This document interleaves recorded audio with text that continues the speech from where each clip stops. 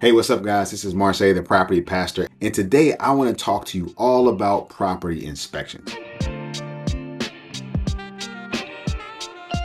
Now, the thing about a property inspection is that it's really critical because it's important that you understand the condition of your property. As tenants move in, you got to do an upfront inspection. As they've been living there for a while, it's also critical that you follow up and make sure that they're taking good care of the property.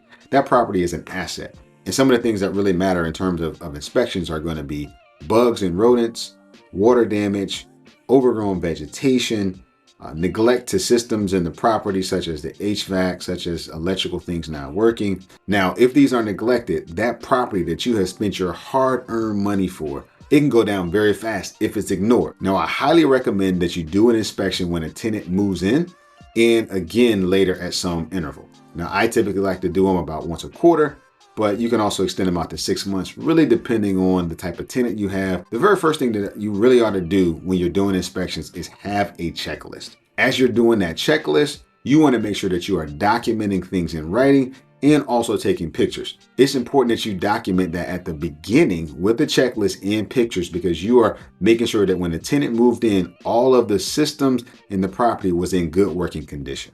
So the first area I want to cover, and probably one of the most important, is going to be water damage. So water damage can be minor and just stain areas, but it can be very major and cause wood rot, whole subfloors that need to be replaced, your floor joists, all sorts of problems to the structure of the home. So you want to check under sinks for water leaks. You want to look for water stains and any signs of mold. So if you see black areas underneath the sink, you see mold growth, that's a key indicator of water damage and something you want to get addressed by a plumber immediately.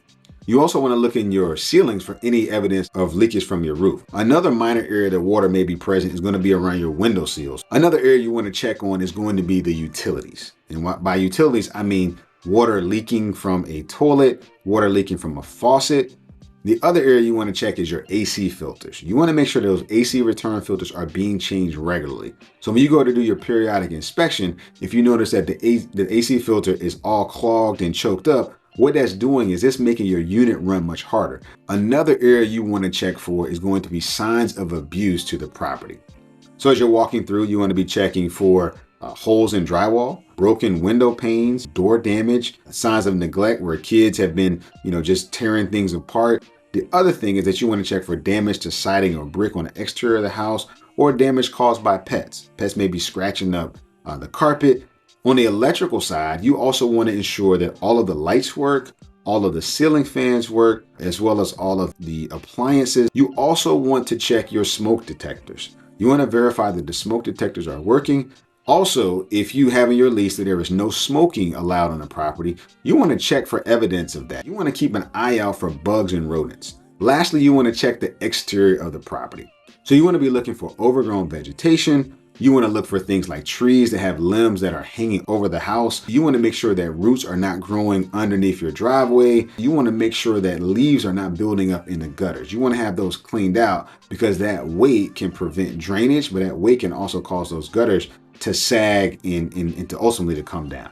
Lastly, if you have a fence in place, you want to walk that property and make sure that all of the fencing panels are in good condition.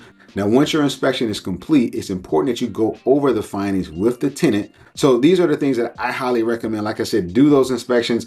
Thank you so much for checking out today's video. Again, if you haven't subscribed, make sure you hit that subscribe button, hit that like button as well. We're bringing brand new content to help you in your business every single week. God bless you. Take care, and I'll see you again soon.